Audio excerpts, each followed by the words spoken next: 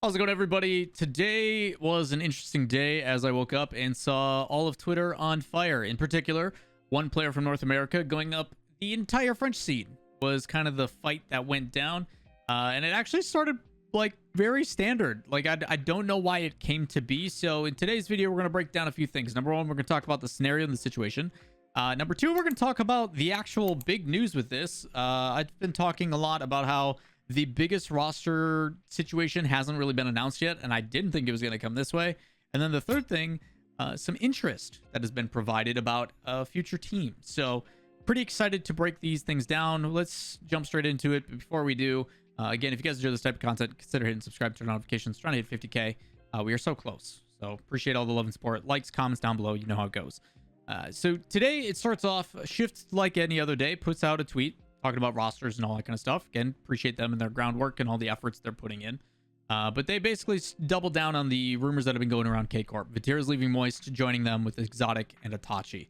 There's been conversations about the different iterations of what the new K-Corp would look like, especially with Astral and the Vitality thing trying to come together. But from the looks of it, Vatira, Exotic, and Itachi, plans for those three look pretty dang convincing. And for some reason, after that tweet happened, Xset's own Rapid decided to say it's crazy how Vatira thinks he'll have the same success as Moist did. Literally won like 4 tournaments. I'm glad I got to play EU players to see the level of skill of each player to know how stupid this move was, but I guess this is what happens when you're a 16 making old decisions. Which, again, I look at this and try to want to be as objective as possible with it, but like, why? Why is this the take that is being made? I don't understand the decision for Rapid to go and call out. And while I do agree that, you know, Moist has had a lot of success, there's a lot of positives there. But without knowing Vatira's specific reasonings, which we'll be talking about in a future video, as Vatira did start to detail some of the reasons as why he left Moist and the perspective that he can try to provide on that. It's not just 16-year-old making change because he wants to make change. So the only person who really knows what happened, and even if it's differing opinions between the former Moist team with Rise and Joyo versus Vatira's opinion, how Vatira feels and how Vatira makes his statements about that is all that matters. If he doesn't feel comfortable, whatever the details are, it is his decision to make, and there is a risk that comes with that. That is something that you can't really argue against. It is objectively, it is a risk for him to leave a team like Moist and go to a different team for a chance to be with other French players. That is an objective statement. But to say he has only won like 4 tournaments, still, by comparison's sake, is pretty dang good. Winning multiple tournaments, let alone a tournament at all nowadays, is not an easy feat. So I can understand the success that he's had in trying to get that and recreate that in a different roster, under criticism from Rapid. But for Rapid to take this take, it seems very short-sighted, in my opinion, based upon some of the information that has been put out by Vatira as to why he has left. What I do like, even though the drama in itself is not always the best, I do like the potential future teammate of Vatira speaking up and trying to, I guess, show a backbone for his teammate or support his teammate. And Itachi obviously comes out and speaks pretty aggressively. Who the F is this dude? Dude is top 12 in the dead region. This and that, hasn't had a single good result, and basically discredits all of the results that Rapid has shown with his teams, and talks about his career and is like, what leg do you have to stand on because you have never proven anything as a player, etc. Like, whose insight do you have to talk about this when you yourself haven't been in this circumstance? Which then forces everybody on the timeline to go nuts. Stacks obviously having a very interesting take, which made me chuckle a little bit. You've got AJ being like, dude, I woke up and timeline's on fire. Why is Rapid versus France a thing? All these different things. A lot of people tweeting the popcorn emoji. I did the one with the kid who's like sipping the soda being like, what the heck is going on? A bunch of people across the space are all just kind of sitting back and watching this one evolve. The reason why this is actually becoming a video is not because the impressions and all that kind of stuff, but simply because of what ended up getting deleted in this conversation. Noly ended up coming and replying to this and said, be quiet for once, mate. Which Rapid decided to put out a few tweets, multiple being deleted until he settled with one, and we'll talk about that one last. The first tweet we're going to talk about is the one that stayed, and that is Rapid saying Astral is better than you to Itachi, to which Noly then replies, be quiet for once, mate. The difficulty with this is what Rapid replied to after that. There was a lot of different conversations and comments talking about, I'm not going to lie, bro, you were the only player I thought was garbage who came from EUKC fans saved you, and a bunch of different trash talk. Like, I just still don't know why this is the approach that's being made. But the one tweet that I think is the most important is the one that actually got deleted, which is what I want to discuss primarily in today's video. There's a lot of conversations, and I've also mentioned it, like I said before, about how the biggest change in the offseason hasn't happened yet. I do think that the CRR over to Complexity move is actually massive, and I think it's really cool to see that a South American team that has moved to North America to play in Texas with Complexity is now bringing a Spanish player over from Europe to join them as well. I think that as a concept in Rocket League is actually really cool. Maybe I'll talk more about that in the future, just about that premises. Let me know in the comments if you would like to hear more about that. But the other one, as we've only seen 2 international transfers so far, we've seen Drippe over from OCE joining Evil Geniuses, and then we've seen Turbo go to NRG from Europe to NA.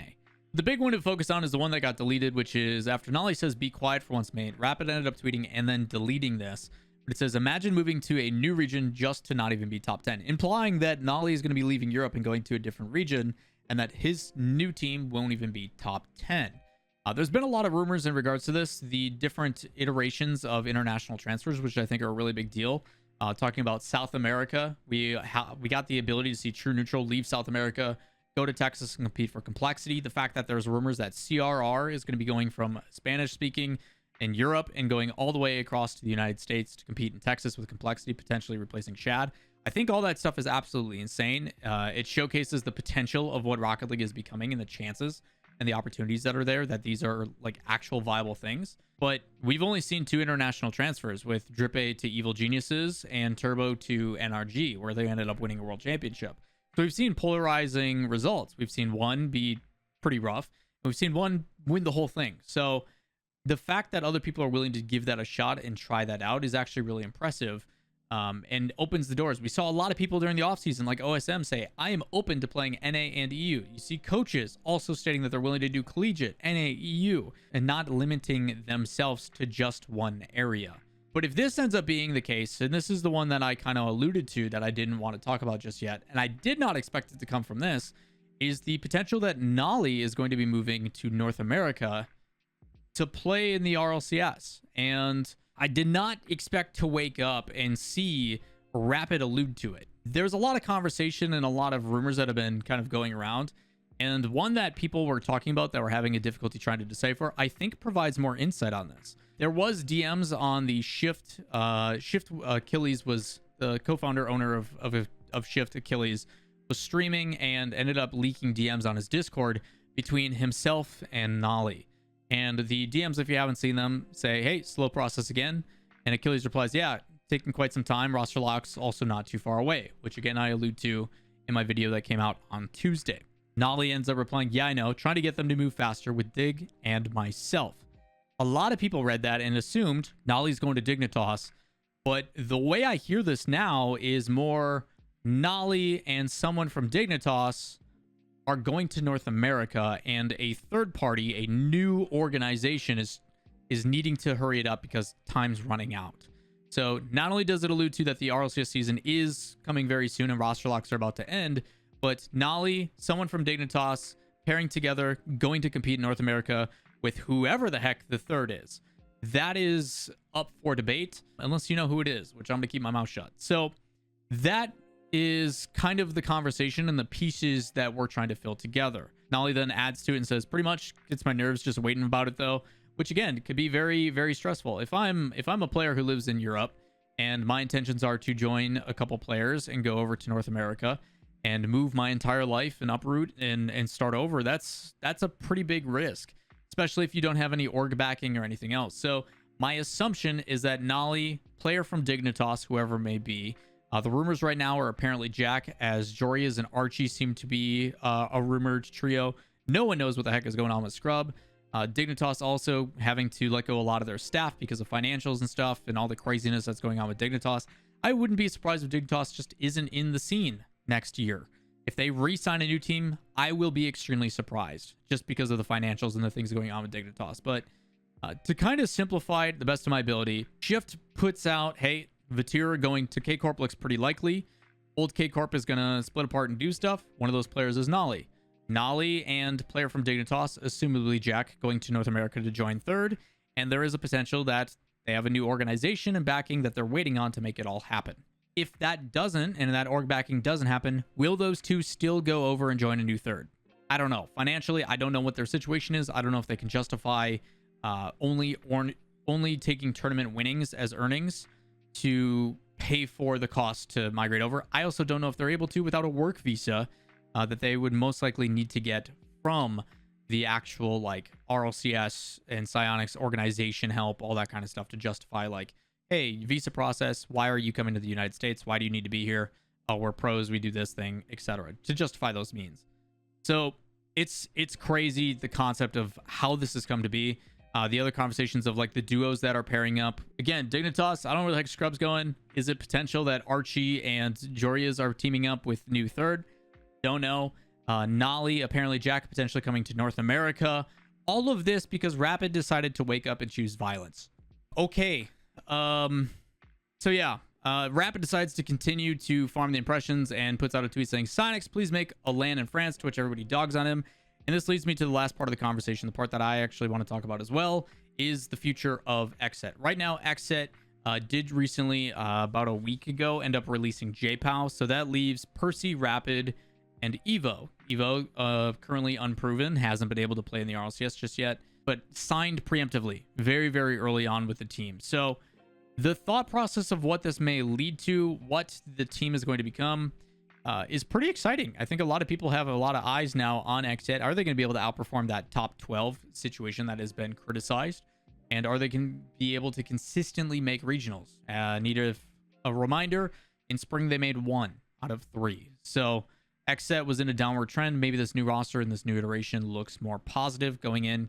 If there is open qualifiers and all that kind of stuff, they are going to have to play in the closed qualifier portion, which is teams that are ranked 9th to 24, and try to play in a Swiss or whatever the format's going to be to make it into the top 16 and play against the top 8 guaranteed. So some pretty crazy stuff. You've got Shift basically further confirming that Vitir going to K-Corp is going to happen with Exotic and Itachi. You then have Rapid choosing violence and causing a poo storm on the social medias. You then have him accidentally, what it sounds like, leaking the fact that Noly and potentially apparently Jack are going over to North America with a third under an organization. Many people don't know.